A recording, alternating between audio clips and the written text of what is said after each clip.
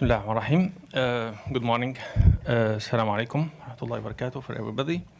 Our topic today is fiqh and ethics. My name is Mutaz al Khatib. I co-teach scriptural ethics in the college and methodology of Islamic ethics and ethical reasoning and decision making. So we will discuss today a very problematic topic nowadays. And first of all, I would like to hear from you. What do you expect from this lecture, and what do you understand from fiqh and ethics? And why didn't I use Islamic law and ethics, and I use fiqh? So we can listen to just few of you, and then start the discussion. A very good morning. So what I expected from the title of the session is like, why is it not Islamic law and why is it fiqh? Is it because it is not eternal law, and fatwas are, the fiqh laws are being changing, and it depends on the situations that we make laws. And the most important thing, that both are interlinked with each other. Like when we are drawing the final judgment on something, or the opinion, it could not be a judgment of a ulama. It is just an opinion with which the person could ask, and he is having the free will to follow it and not. So that's it. Any other comment? Yes. Bismillah. Assalamu alaikum.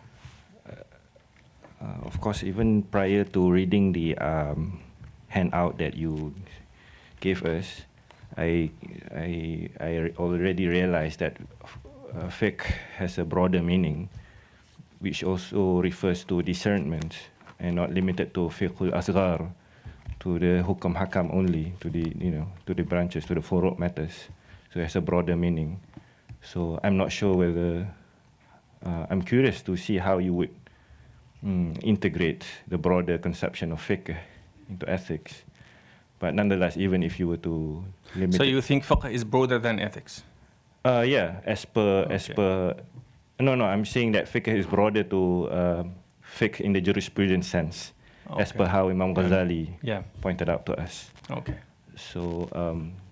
I'm hoping to learn more how you would draw out from this discipline to formulate an Islamic ethics. Wallahu a'lam. Thank you very much for both of you. Yes.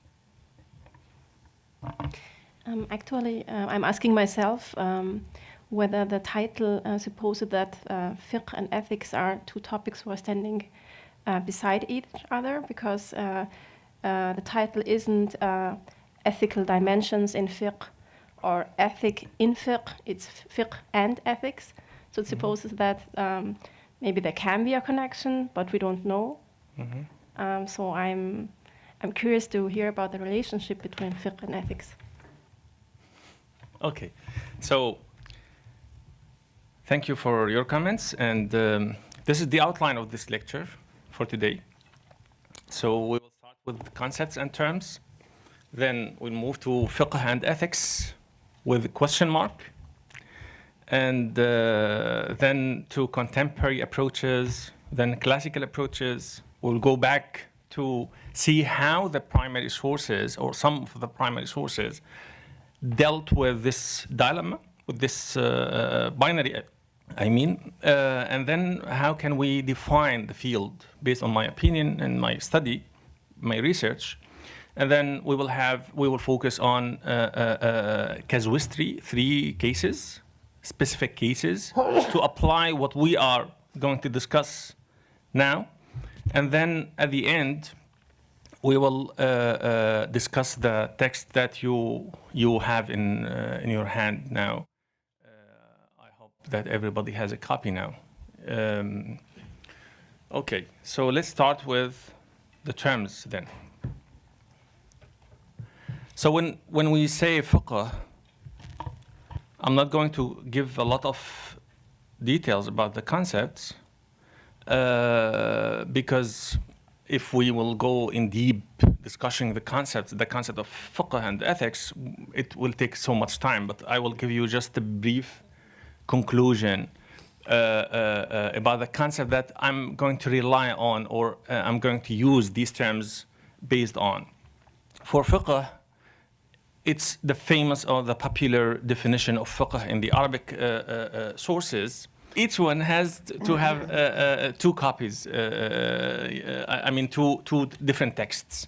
So, okay, as fiqh, the popular definition of fiqh in the Arabic literature is العلم بالأحكام الشرعية المكتسبة من أدلتها التفصيلية. العلم بالأحكام الشرعية المكتسبة من أدلتها التفصيلية. Which means the disciplined research, the disciplined search for the حكم. We mean by حكم determination, assessment, ruling, judgment. So the disciplined search for the حكم that is appropriate to a given situation or act based on the authoritative source or sources. So now it means that fiqh means that we have to find a حكم for each single action in our lives with an argument and reference or authoritative reference or source and justification. So because this is fiqh is based on epistemological framework, which means that each action in our lives, that there is no divine hukum for each action of our lives. Now, this divine hukum sometimes is clear and addressed directly or implicitly or explicitly by the text, the scripture, and sometimes it's not addressed directly or indirectly.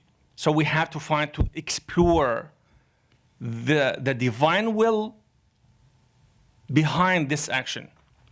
So this is the epistemological framework that fiqh is based on.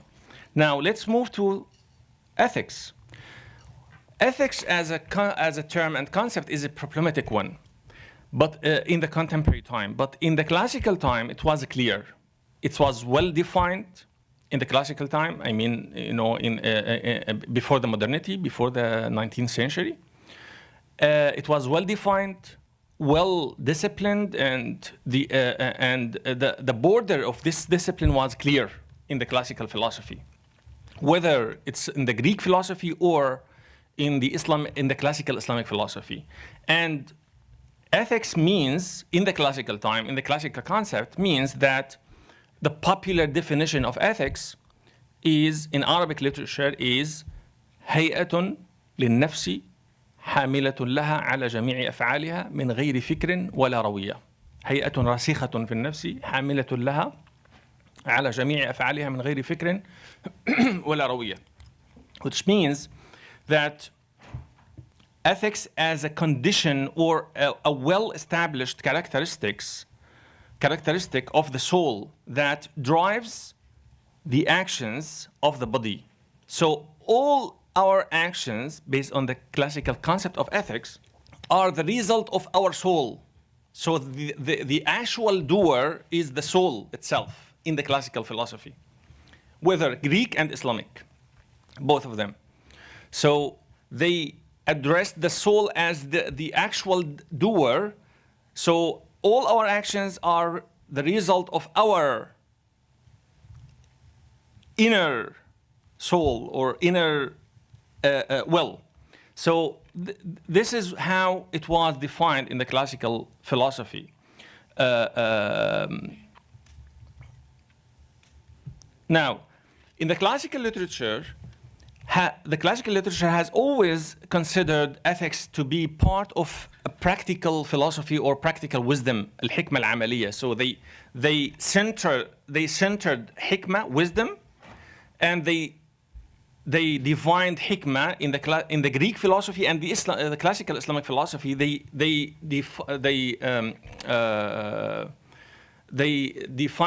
centered hikmah in the middle, and then they divided hikmah into two sections: practical wisdom and theoretical wisdom. Theoretical wisdom, now we call it philosophy. And practical wisdom is what it was divided into three categories in the classical philosophy, Greek and Islamic philosophy. Number one is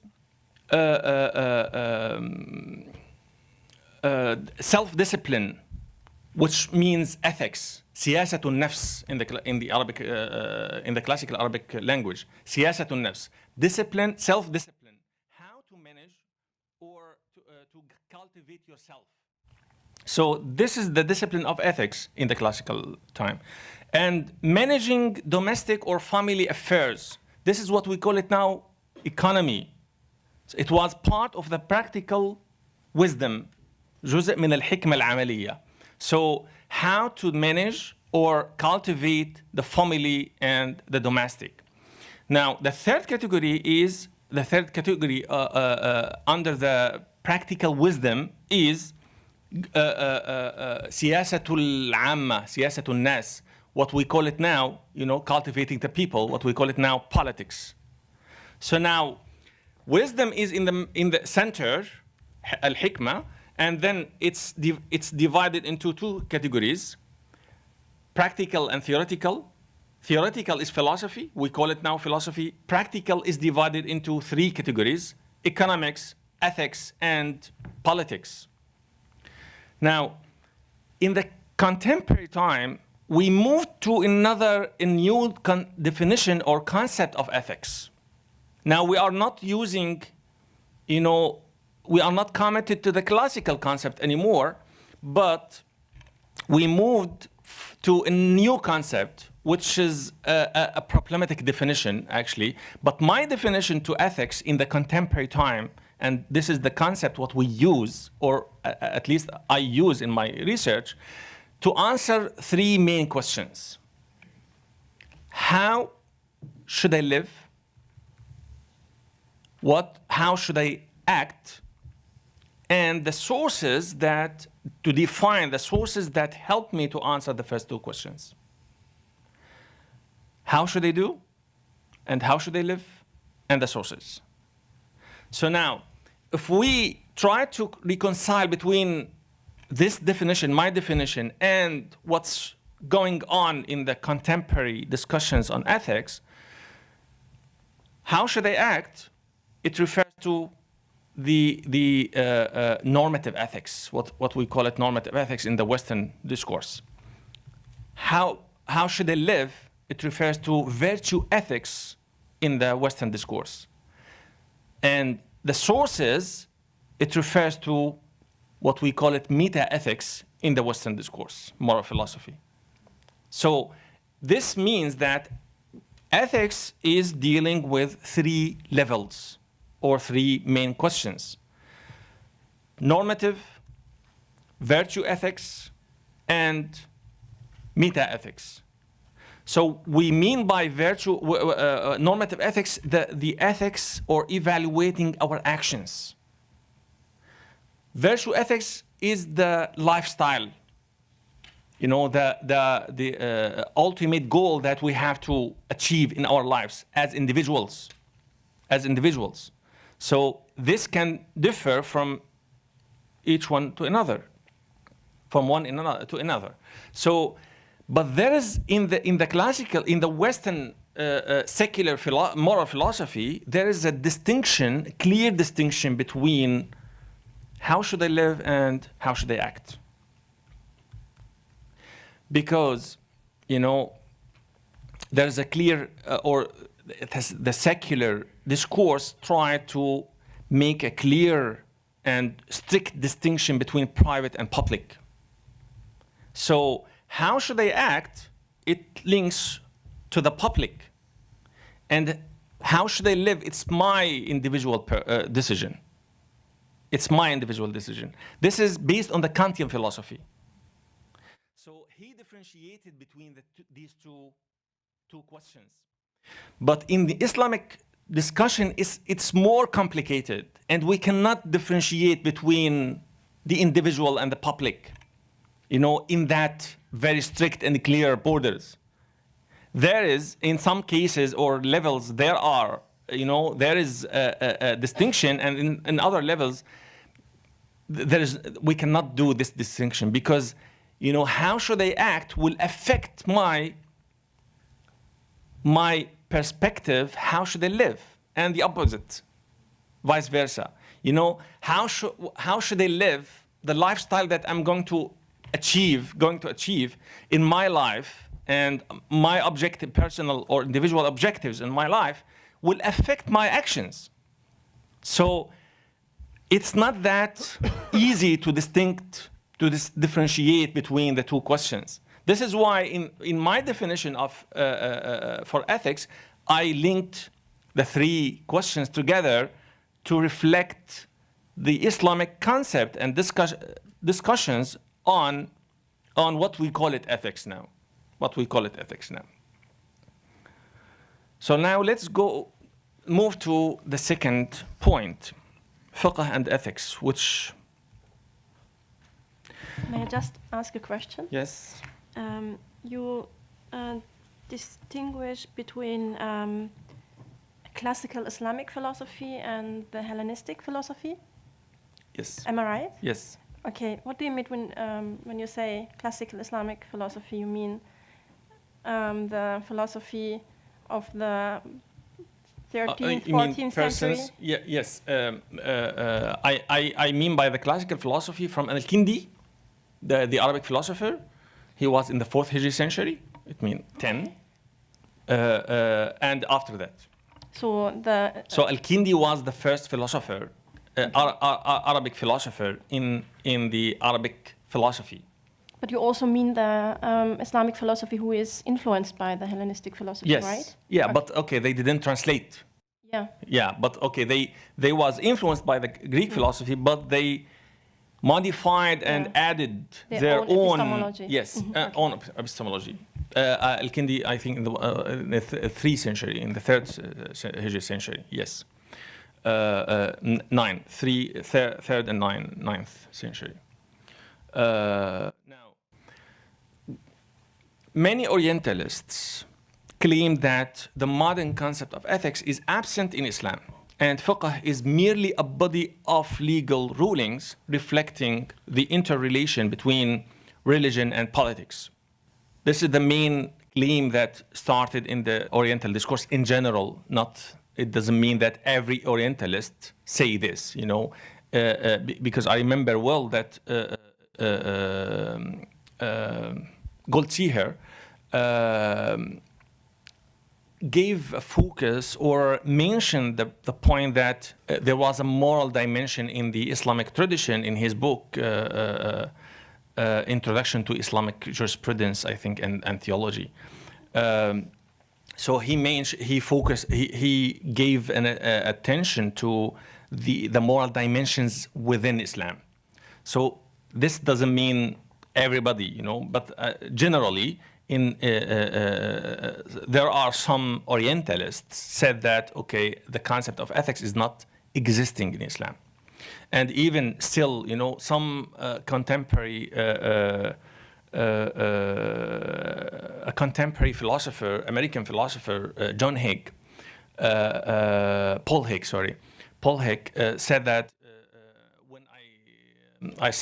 when I used to say in front of my colleagues in America that moral conscience is existing in Islam, they were surprised, because they have the impression or the assumption that moral conscience is not existing in the traditional societies, and this is something modern. So it's interesting because we will deal with this point later. But okay, the general assumption that ethics as a concept is not existing is absent from Islam because they looked at the fiqh as just a set of legal rulings. So reflecting the interrelation between politics and the religion. But in the beginning of the 1990s, we found that Majid Fakhri started or organized his material according to a typology in his book Ethical Theories in Islam. He organized his material according to a typology of ethical theories, and he came up with 4 types of ethics. What he called it: scriptural morality, theological theories, philosophical theories, and religious theories. So here we find 4 categories that he typed Islamic ethics in the classical time from the beginning till the 15th century. From the beginning till the 15th century. So, and he stopped at the 15th century. So he typed the material that he found in the classical time in these 4 categories. So philosophical, theological, scriptural, and religious, what he called it religious. It's not clear to us what he means by religious, because, you know, religion was in the theological and philosophical and scriptural. So this was criticized, this typology was criticized, was a subject of criticism, because it's not comprehensive and it's not clear. Not just because of this, he was criticized because of this, but he ignored Islamic law or fiqh. You see, when he talked about religious theories, he didn't talk about Sufism and didn't talk about Islamic law. So Islamic law and Sufism are not there and are absent in his approach to what he called it ethical theories in Islam. So he followed the classical perception of ethics that it's a branch of philosophy. And this is why he didn't address it here. So because there was a classical approach that, you know, as I started in the beginning, that ethics is a branch of practical wisdom. So it's part of philosophy. It's a branch of philosophy. And until now, you know, we are the first college and the only Islamic college which studies ethics within Islamic studies. So till now, you know, those who specialized in ethics in the Arab world and even in the Western world, they are studying ethics under the College of Philosophy, not under the College of Islamic Studies. So we are the first college who do this, who take ethics and study ethics as a branch of Islamic studies. So we moved out of the classical perception of ethics and its position in the classification of knowledge. Now, George Horani, even in the 1980s, he focused on ethics, but his approach was theological ethics. So he approached Islamic ethics through the lens of theological discussions. He also examined Al-Ghazali treatment of the ethics of actions in Al-Iqtisad في الاعتقاد, إحياء علوم الدين, and Al-Mustasfa. So he addressed or tried to analyze the ethics of actions in Al-Ghazali's work through focusing on 3 main works of Al-Ghazali, the 3 books, Al-Iqtisad في الاعتقاد, إحياء علوم الدين, and Al-Mustasfa. And he found a consistent theory. He found a consistent theory about the ethics of action. Now, the main interest for man is personal salvation, and thus the concept of obligation as essentially connected with social justice is absent from Ghazali's ethics. This is what he concluded to, but I don't agree with this conclusion, you know, because I believe that still Al-Ghazali needs to be read with fresh eyes, with fresh ideas and approaches, to not try to impose Al-Ghazali to be fallen under our pre-assumptions, you know. So I'm not going to discuss this issue, but okay, I must say that I don't agree with his conclusion. So now, you see that Islamic law here is not there till now, you know. The first opinion that the concept of ethics is absent, and Islamic law just, you know, a set of legal rulings. The other two opinions here, or researches, so they said they excluded Islamic law from ethics as a branch of philosophy or theology. But now we will move to the contemporary approaches. There are other approaches try to explore the link between fiqh and ethics, or Islamic law and ethics. So the first one, or the most important one, the most important article here in this regard was the article written by Kevin Reinhart, the American scholar. He wrote the article that I sent to you to read it before in advance, Islamic law as Islamic ethics. So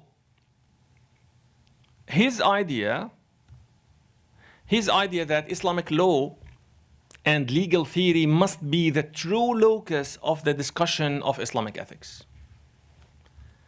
The true locus to explore the Islamic ethics. And the fiqh process, in his opinion, is highly formal and has as its aim to understand the import of revelation for human moral life. He focused on the 5 categories that are very famous in any for everybody who is familiar with fiqh. The 5 fiqhi categories of acts: obligatory, prohibited, recommended, discouraged, permitted. These are the 5 categories. It's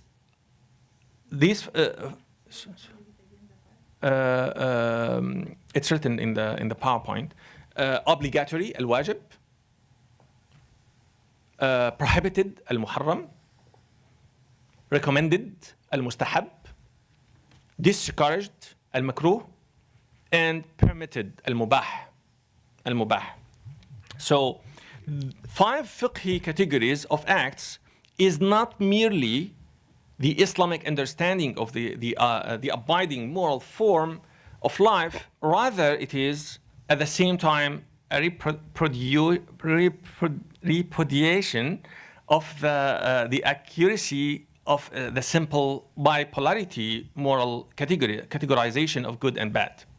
We know that in the classical theology, one of the main issues that were discussed in the Islamic classical theology was, you know, how al-husn al-qubh, good and bad, you know, and how to address the nature of evil and good, al-khair wa shar, or al-husn al-qubh, and the sources, the source that we can derive or know, gain knowledge about what is good and what is bad. This was one of the main theological issues that were discussed intensively in the classical theology.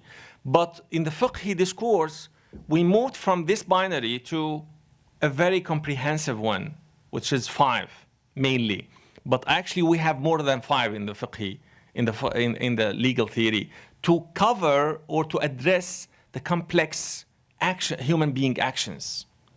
So, but these are the main 5, you know, the key 5 categories. But we have more. Even, you know, some fuqaha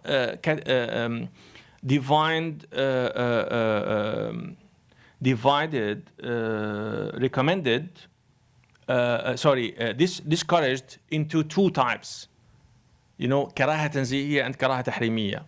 So, and some other jurists, one closer to prohibition and one closer to permissible.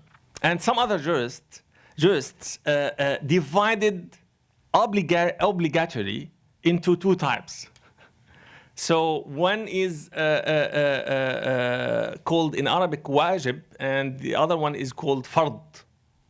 Why they divided the obligatory into two types? So based on the source of knowing the ruling. So based on the source, we can differentiate between two levels within the obligation, like wajib and fard. So if the source of knowing the obligation is decisive, so it will be a higher than if the source of knowing the wajib or the obligation is not decisive, it's probable. So this is just a general idea. I'm not going to make it more complicated. So going back to Kevin Reinhardt, so he considered Islamic law as the true locus to know Islamic ethics. So Islamic law is Islamic ethics. So the 5 categories, in his opinion, represent an inclusive moral system, since it recognizes the two-tier membership in Muslim societies, those who live between the boundaries of the obligations and prohibitions, and those who strive to adhere to the recommended and to avoid discouraged acts. So we have two groups here, so they can be included in these 5 categories. There are some people they are satisfied only with living in the between the borders, obligations and prohibitions. And there are another group who are seeking for the perfection, to doing all the mandubs, recommended actions, and to avoid all the discouraged actions. So it based on the human being capacity and the lifestyle, how should they live? The first question that I addressed, I mentioned before.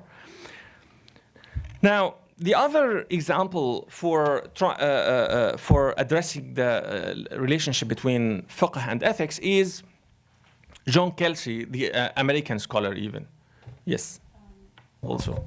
Sorry to interrupt you, but just going back to Reinhardt in the previous slide, it seems like a very limited view or a very small bird's eye view of ethics. Yeah. And what it basically means is that it precludes non-Muslims from being ethical people.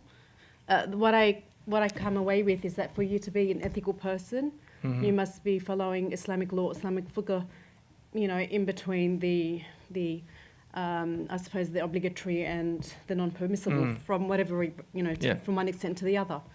Yeah. Failure to do that, hence being a non-Muslim really, would mean that you're not capable of being an ethical person.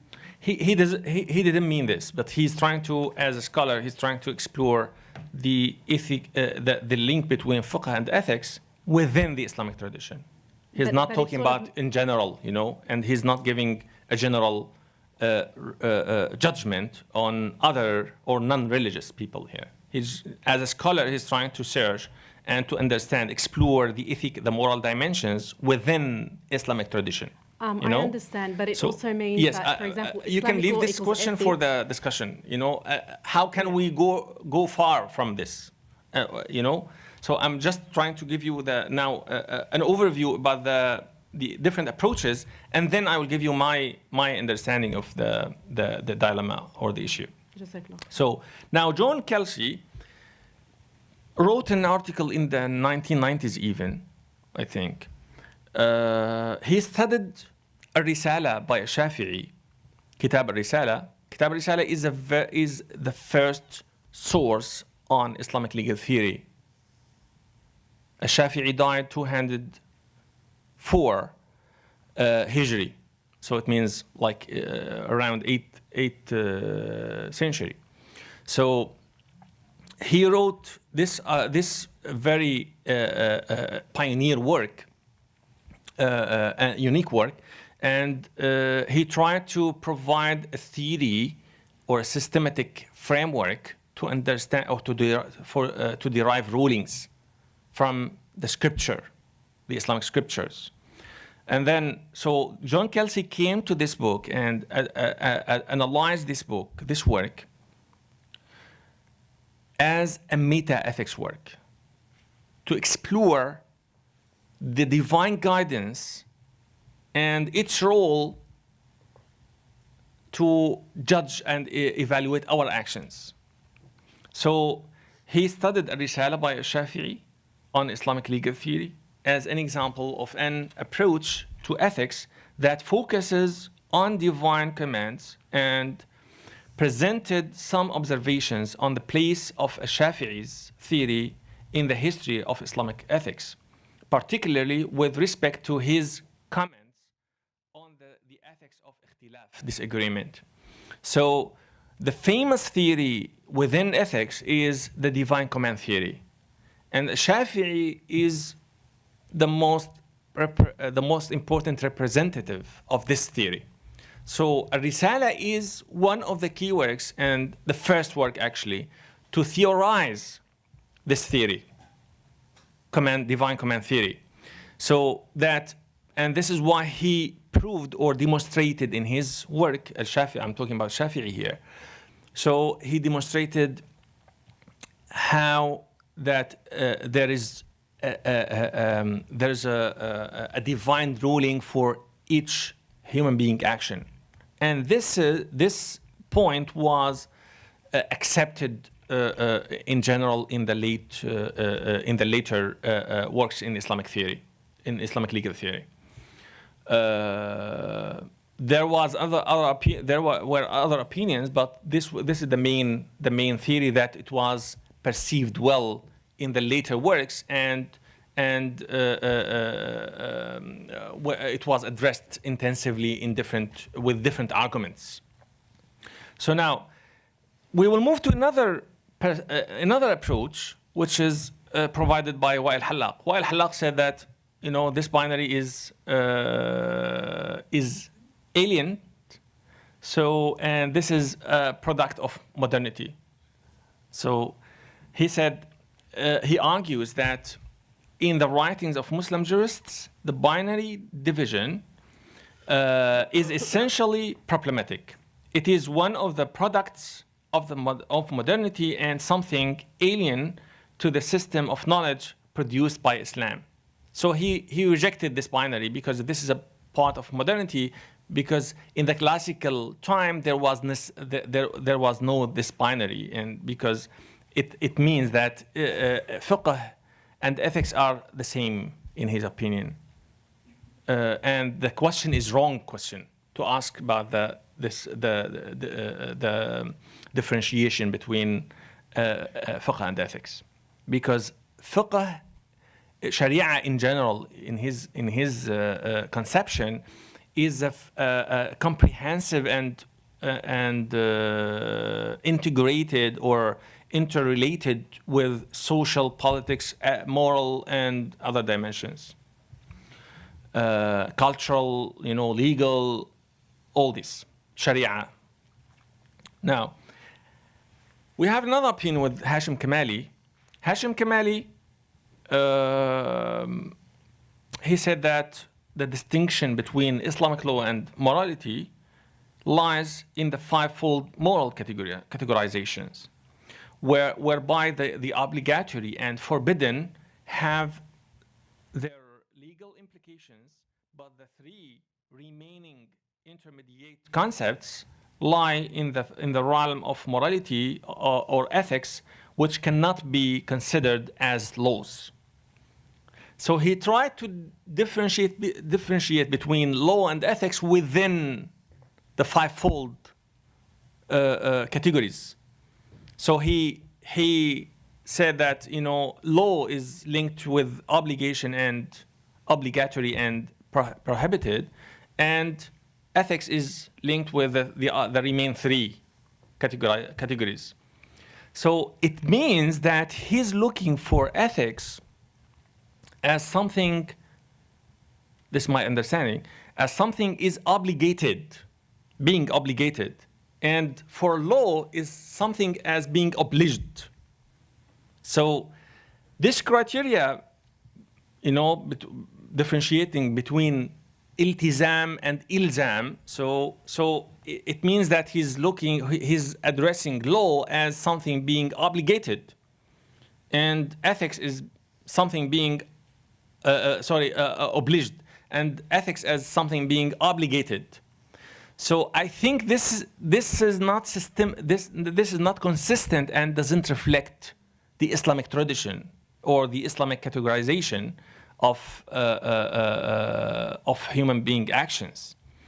Why? Because there are religious obligations, they are not part of law, like performing prayer, for example, the 5 prayers. It's a religious obligation, obligatory, but at the same time, we cannot consider it as part of law, So I think this criteria is not sufficient. This criteria to differentiate between ethics and law is not sufficient. Can I just ask a question? On the other side, we have also laws who have an inherent ethical dimension. Yes. Isn't that also the case? I mean, when it comes, for example, to zakah. Yeah. So how will he argue that? As I said, I don't find this differentiation or this criteria sufficient to reflect the Islamic tradition or to reflect the existing situation of fiqh even, So, but with zakah, I don't know how will he argue about this. And the zakah is a complex example because it has.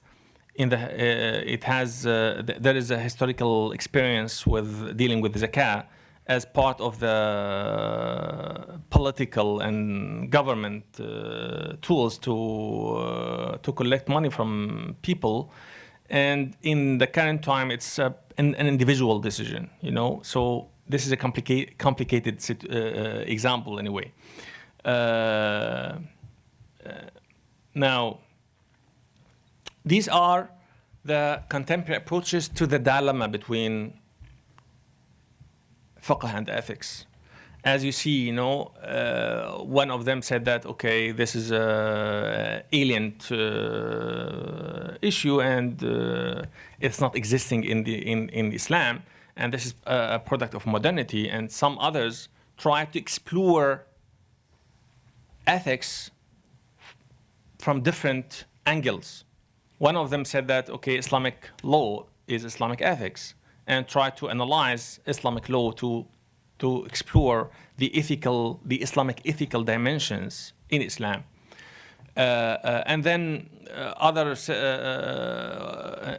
research went to the Islamic legal theory to explore what we call it meta-ethics. And the third one tried to, explore the relation between law and ethics from the 5-fold categories.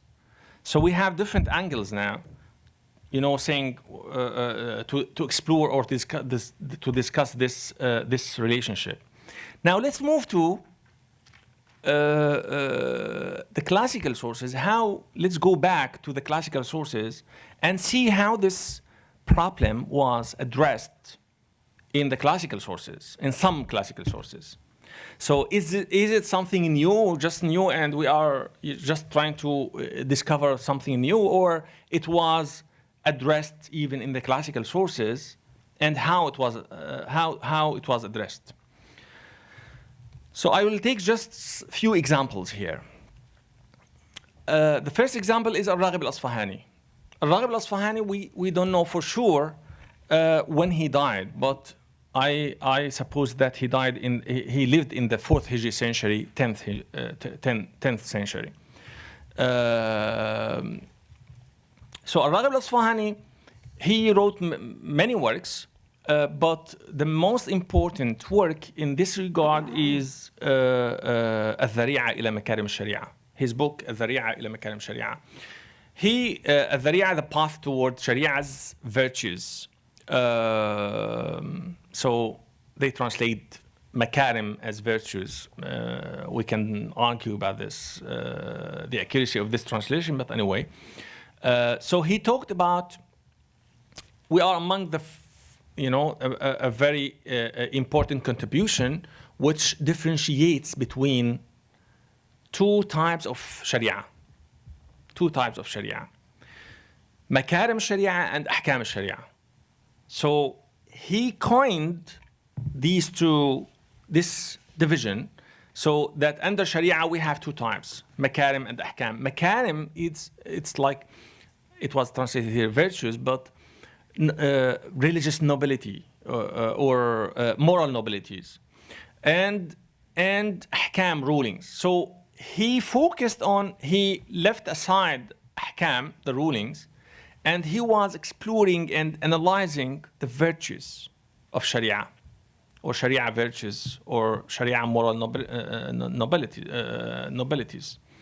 So noble virtues, makarim of Sharia, are more linked with the perfection and the ultimate goals of a human being in their lives.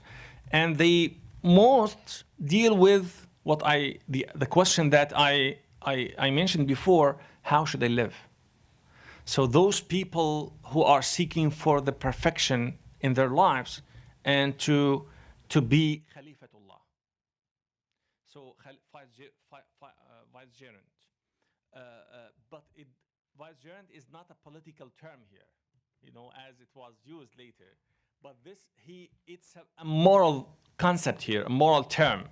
So he means by vicegerency, he argues that the vicegerency of human being is based on the recognition of the presence of God, Tawheed, and the efforts of mankind to apply divine prescriptions and to respect values and rules, both individual and collective, in every facet of life. So, as I mentioned before, there is a link between individual and collective. How should I live and how should I act? It's clear in his definition now about the vicegerency, individual and collective. So, and he tried to, theorize or list the higher objectives of a human being, مقاصد الخلق. So, and he said that مقاصد الخلق, the main objectives of a human being, are three. So, عمارة الأرض, civilization, عبادة الله, worshiping God, and خلافة الله, being vicegerent.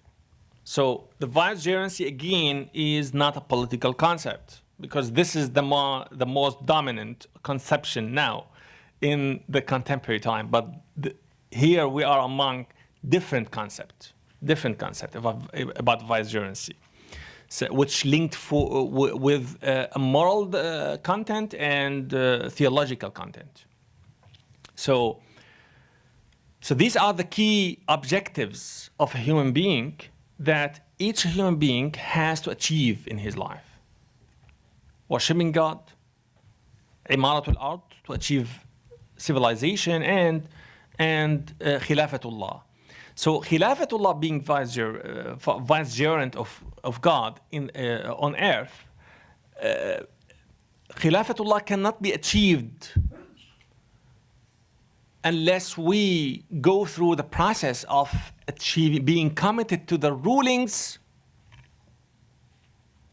fiqh, the rulings, ahkam al-sharia, the rulings of sharia, and then after that achieving the makarim al-sharia, the religious nobilities or noble virtues. So we cannot achieve noble virtues unless we are being committed with the rulings. So like it means here, like with rulings we are in the borders, the limited borders, but with noble virtues we are going for perfection, a higher degree of morality. But be aware that he didn't exclude morality from being just committed to ahkam, to rulings. So he has, for example, an interesting example. He labeled worshipping God in 3 levels.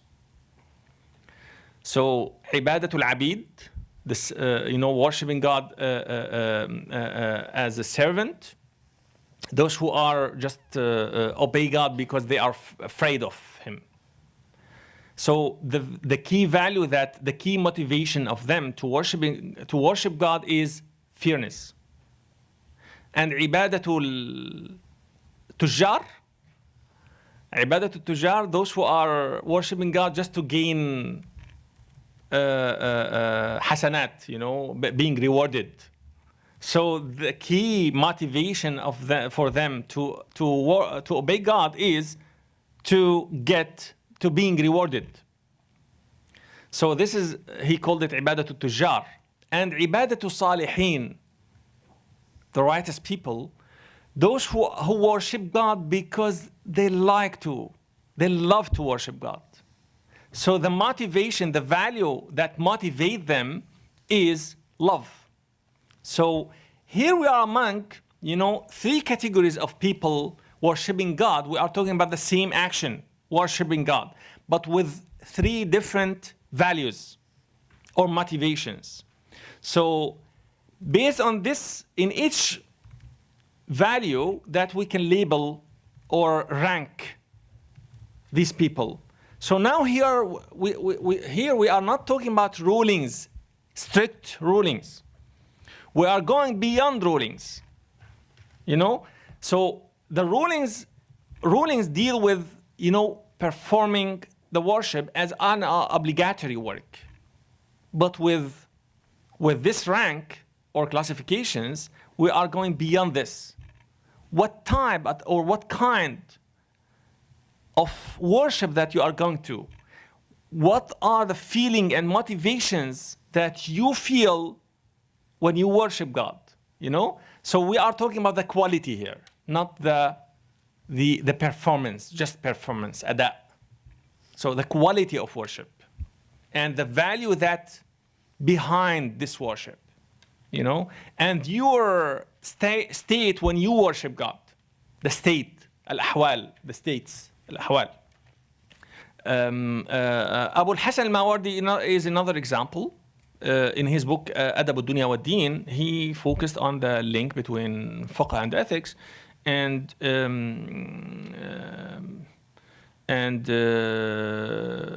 while insisting that rules and obligations be given priority, he adds that in life, as for the management of the self, of power, and of society, ethical values, the highest of which is nobility, that magnanimity, al-muru'a, closely linked to dignity, sharaf, and nafs, must be respected. So he talked about, in his work, in Adab al-Dunya wa Deen, the ethics of the world and the religion, Adab al-Dunya wa Deen, he focused on different issues, but I would like to spot a light on 2 main issues that he provided us a classification of, or the objective of being righteous people in the life, salahul abd, with different values, with like six values. He provided 6 values to being a righteous people. And salahul dunya, he talked about, what the salahul dunya, how can we say? Goodness of life. Yeah. So goodness of life. So, and then he explained, he gave more details about these two categories. How can we be righteous people, and what are the conditions that we have to achieve, or it should be existing to be a good, to have a good life, to have a good life. Of course, religion is an essential element in his approach. The third example is Abu Hamid al-Ghazali. Abu Hamid al-Ghazali is a very famous scholar, and his book Ihya Ulumuddin is very famous, I assume. So he started from the concept of fiqh again, and he redefined fiqh, the concept of fiqh, as to be linked between worldly life and the day after. So in his conception or definition of fiqh, that fiqh is combining, or fiqh combines between the two dimensions, the here and hereafter. So, and he criticized some jurists because, or the general conception of fiqh, that it's stick just with the worldly aspects. And he tried to link or reconcile between fiqh and ethics in his book Ihya Ulumuddin. So he linked between law, fiqh, and spirituality. The last one, the example that I would like to mention here, just briefly, and then we'll come back to this author through discussing or analyzing one of his texts that I gave you. Abu Ishaq Shatibi. Shatibi sets, he provided us with two key points. Number one is trying to zoom out and think of the system of the Sharia. He zoomed out and thought of the system of the Sharia. So, and he tried to define the objectives of الشارع, مقاصد الشارع and مقاصد الخلق.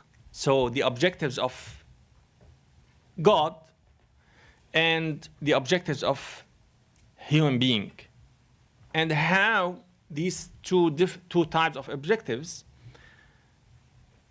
have to be in line, and how they work in the applications, how this will be reflected in the applications in our daily lives, in our actions and lifestyle at the same time.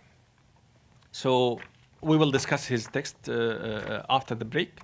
And the second point that he provided is, theorizing what we call it maqasid sharia now, as a science, or as a branch of science. It was coined before him, but he was the first one who theorized, this categories. The 5 categories of sharia, which are preserving religion, human life, intellect, lineage, and property. So, as I said, we will come back to this author later. Now, how can we define the field of ethics and fiqh? So, I suppose I wrote many articles dealing with this issue. Some of them are in Arabic, and some of them are in English. So I'm not going to give all the details, but I'm just going to give you just lines, outlines or key points that you can help us to understand the link between fiqh and ethics. So these key points will be like binaries. Differentiating between الدياني والقضائي, legal and religious. So legal being addressed or justiciable issues. I mean by legal here, justiciable issues. Those issues that can be adjudicated in the court. This is what I mean by legal here. The subjects that can be adjudicated adjudicated in the court, you know?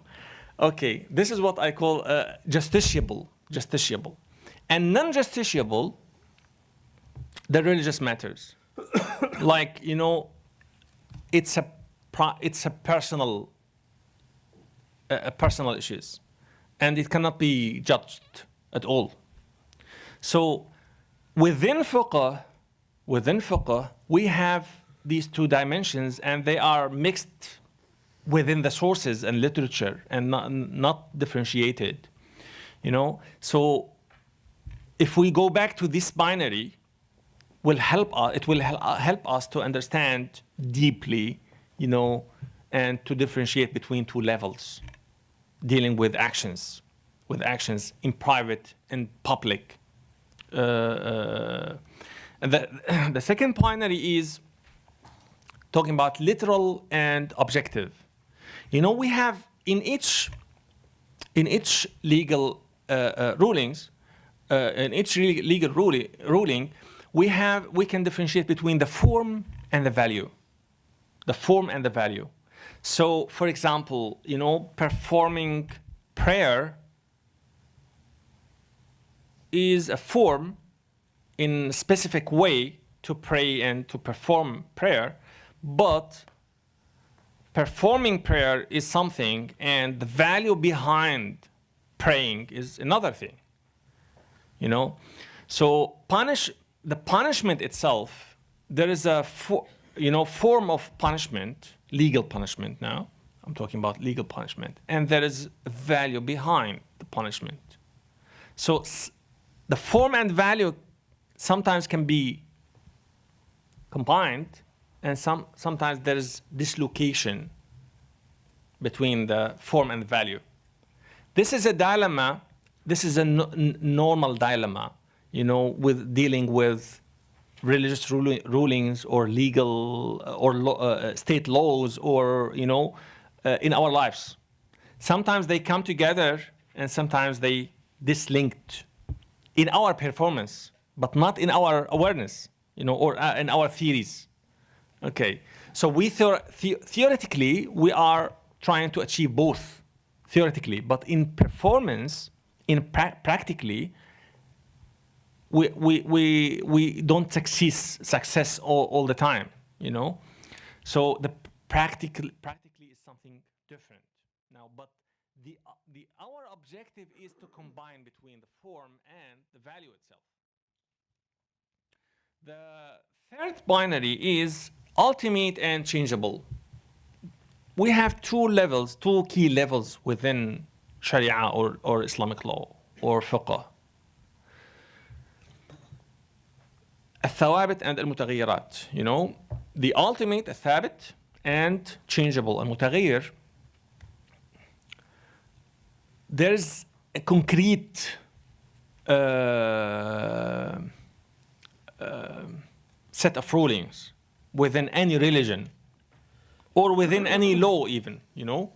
But there are some other laws or rulings, or, you know, they can be changed based on the context, the time, and, you know, and other elements related to the context and the time or the place sometimes, you know. The other binary is Haqqullah and Haqqul Ibad, you know, the rights of God and the rights of human being. In Islamic jurisprudence, we have three categories, you know. There are some rulings related to the rights of human being. If I steal, you know, stealing is something related to Haqqul Ibad, because I stole a human being, you know. So the other human being has a right in this. So it's his right now. So he is the owner of this right. So this is Haqqul Ibad. you know, for example, stealing. But, you know, there are rights of God, you know, like worship. Worshipping God is the right of God. It's not a human being right. Why? This is linked morally to a very essential or key moral principle, which is being gratitude to the one that who was the creator, who created you, you know. And this is why we are committed to our parents, because they were the reason, you know, to being existing in this life. So being gratitude to the one who was the reason of your existence, you know, behind your existence. And existence itself is a value, and we have to be gratitude to this value and to the one who caused this value, who established this value.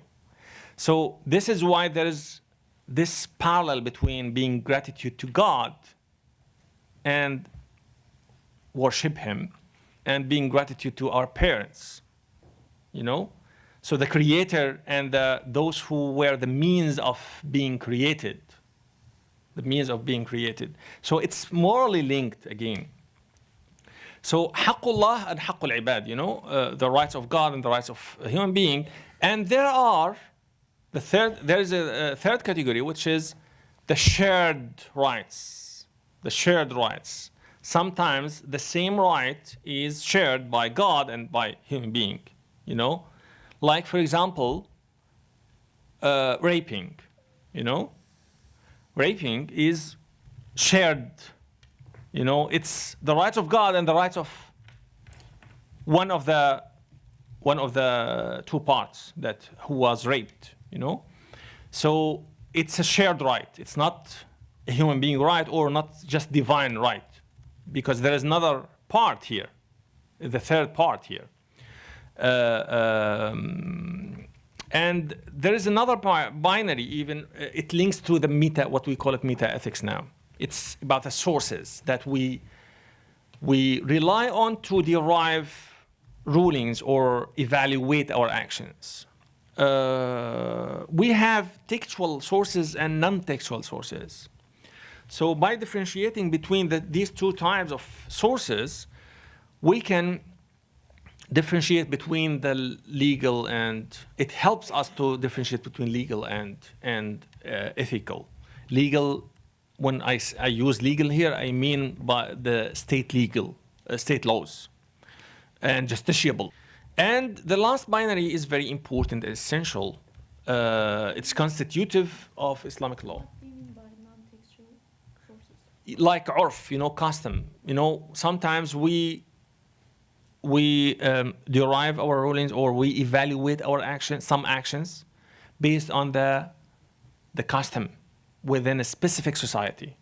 And this can be differ from, you know, Qatar to Pakistan to Morocco to Belgium to many countries. So because there are some norms, social norms, are based on, you know, based on the common sense within a specific society in a specific time. Religion has nothing to do with this, you know, it's social. So, and this is how, you know, one Muslim country can be different from another Muslim country. And both of them are Muslim countries in general, you know, but okay, but we find a lot of differences, cultural and social differences between these countries. So it means that the custom plays a very important role in these applications. This is just an example. There are many. So, and the last binary, which is very essential and constitutive to Islamic law, is the here and the hereafter. All our rulings and evaluations are based on this binary. So nothing in fiqh or what we Islamic law is out of this binary. Now, justiciable issues can be fallen out of this binary because just in the procedure, not in the epistemological framework, just in the procedural issues, because we cannot judge in the justiciable issues. We are among procedure, so we have to stick with the procedure, because you may have the right, but you don't have evidence, and when you go to the court, you will not get your right. So procedurally, we have to stick with this procedure to keep the system. But in the day after, you will get your right, and the other person will be punished, religiously. So, but at the end, we have to stick with that procedure. So again, we go with justiciable issues. We are going back to the form and value. Form and value. Here we are among procedure and ethic and values. Procedure and values. So sometimes if you follow the procedure, you cannot achieve the value. For some reason. Maybe you didn't do your job, or there's corruption in the judge court, in the court, in the legal system, in the state, or I don't have evidence, so for some reasons. So there is a problem with the procedure then. But okay, the procedure didn't help me to achieve to get my value, or to achieve the value. So we always keep trying to develop the procedure to achieve the value. This can be applied not just in the court, in the administration, and everywhere even. When you need to set rules in a committee or a company, or So when we put rules to regulate our relationships, but sometimes this can mislead to achieve the values behind the rulings. So this is why we keep trying to do this. So the last point here is that when we talk about ethics, the problem arises in Islamic tradition in how to define the nature and range of Islamic ethical thought without, on the one hand, importing and imposing upon it Western conceptual categories, and on the other, accepting such broad and elastic a definition for ethics which include every moral sentiment ever expressed. So, and I will stop here. Alhamdulillah Rabbil Alameen. And we will come back to casuistry cases.